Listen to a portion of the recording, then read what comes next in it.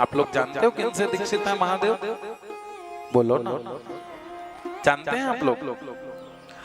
महादेव दीक्षित हैं श्री किशोरी वृंदावनेश्वरी ब्रज चंद्रिका श्री राधा रानी जी की एक सखी हैं, 8 सखियां हैं राधा रानी जी की, जिनमें एक सखी हैं श्री ललिता जी।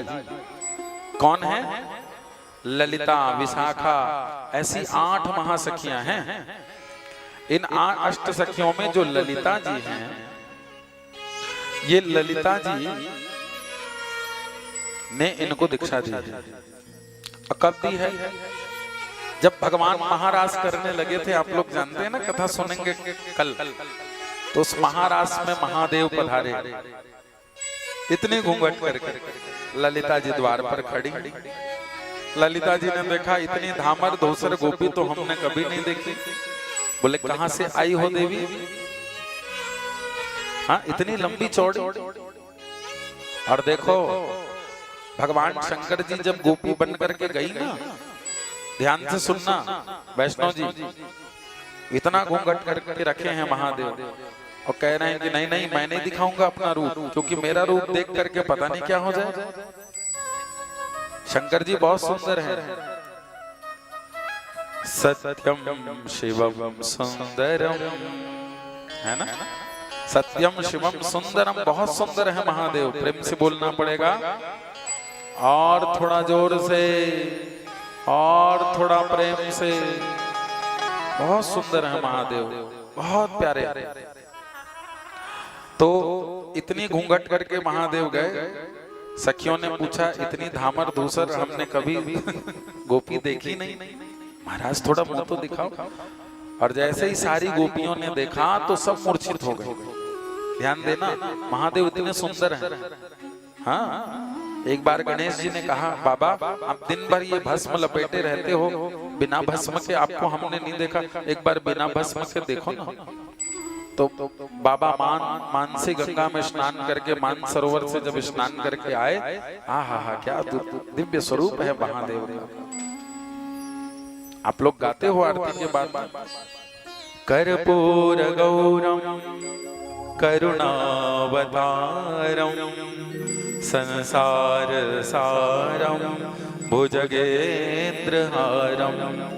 सदा वसंतम हृदयारविंदे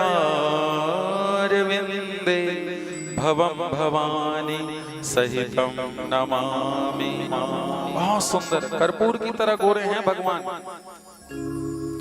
गणेश जी ने कहा, वैष्णव जी बाबा जल्दी भस्म लगा लो। अरे बोले क्यों? बोले मैं नहीं चाहता कि दुनिया कहे कि पार्वती मैया से भी ज्यादा कोई सुंदर है, मेरी मैया से भी ज्यादा कोई सुंदर लगे। बाबा मैं ये नहीं चाहता। माखड़ा के भक्त हैं गणेश जी, और भस्म लगा लिया, इसीलिए बाबा भस्म लपेटे फिरते ऐसे सुंदर। और आप कभी श्रीधाम वृंदावन जाइए तो दर्शन करिए, निधिवंत जी से थोड़े ही दूर में श्री गोपेश्वर महादेव हैं। जब भगवान ने महाराज किया था ना, तो गोपी बन करके भगवान आए थे। तो मैं आप लोगों को कथा बता रहा था, सारी गोपियां मूर्छित हो गई।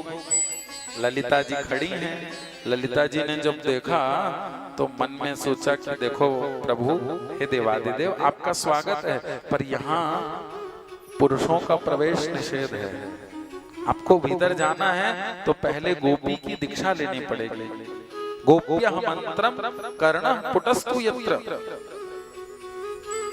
और तब महादेव को गोपी मंत्र दिया। ध्यान से सुनिए, किसने? ललिता जी। और तब महादेव का प्रवेश महारास में हुआ, और तब बाबा गोपेश्वर महादेव बनकर के प्रकट हुए। बोलिए गोपेश्वर महादेव भगवान की, हर हर महादेव। ऐसे दिव्य स्वरूप भगवान का हुआ।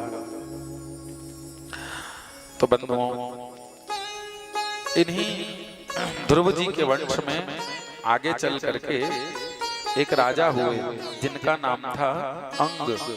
बड़े महात्मा राजा थे, लेकिन उन महात्मा राजा के घर में महान नास्तिक पुत्र का जन्म हुआ, जिसका नाम था वैन।